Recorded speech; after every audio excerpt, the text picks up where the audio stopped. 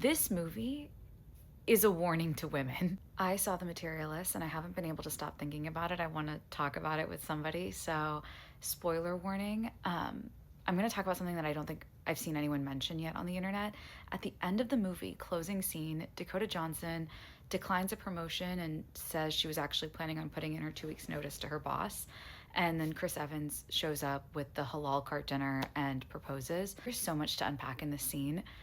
When the original flashback happens between Dakota Johnson and Chris Evans and they fight in the street, she explicitly says to him that she wishes she could just be happy with a halal cart anniversary dinner, but she can't be. So despite the fact that she's loved him so deeply for so many years, she can't accept broke special occasions because she wants more for herself. This movie is a warning to women. Forget the love conquers all press that Celine Song or Dakota Johnson and all these people have been giving. That's definitely for the crowd watching the movie that want to see this as a happy ending, happily ever after. But the second you try to dig any deeper, you realize how bleak this ending is for Dakota Johnson's character and why this movie is a warning for women. The scene where they're outside of Sophie's house, Chris Evans gives Dakota Johnson the offer that he will love her forever, every day, but that's all that he can promise. He'll pick up more catering shifts, he'll become a regular server, but at no point does he look at her and say, I will achieve my dreams of being an actor.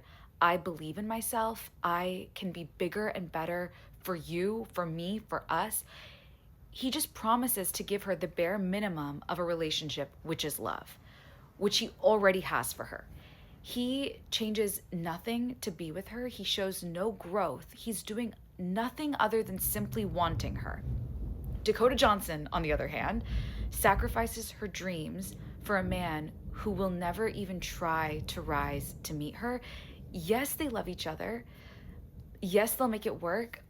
But by being with Chris Evans, only she loses something. And I'm not sure why Celine Song made Dakota Johnson quit her job at the end. I can only imagine it's because Dakota Johnson has to remove herself from a career where she sees all the things that she's wanted for herself constantly, things she will never be able to have, because not only is she in love with Chris Evans, but she's brainwashed herself, honestly, into believing that she's not worth a man rising up to her. And we saw that in her conversation with Pedro Pascal. It's thunderstorming really bad. We saw that in her conversation with Pedro Pascal when they were having dinner together, and she was like, oh, you're a unicorn, you're this, you're that, and I'm XYZ. Like, she already believes so lowly of herself.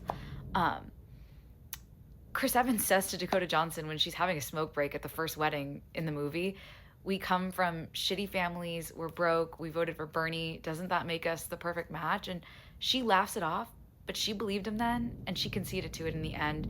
She gives up her career and her dreams for a man who won't, who can't, whatever it is, match her ambition. And basically, you need to find someone who's going to match your dreams and not your reality. And that I think is the warning of this movie. Otherwise, you'll end up eating halal cart food on your anniversary, which is fine if that's what you want, but that's explicitly what she didn't want. Controversially, I love this movie. I think that there's, like, every scene, there's so much that you can unpack, and I think that's the genius of Celine Song, and I think that's the genius of this movie, no matter how poorly written or awkward the lines feel or how bad you think the acting is. I think there's so much brilliance in it and there's so many people talking about this movie that, I don't know, it's worth the watch.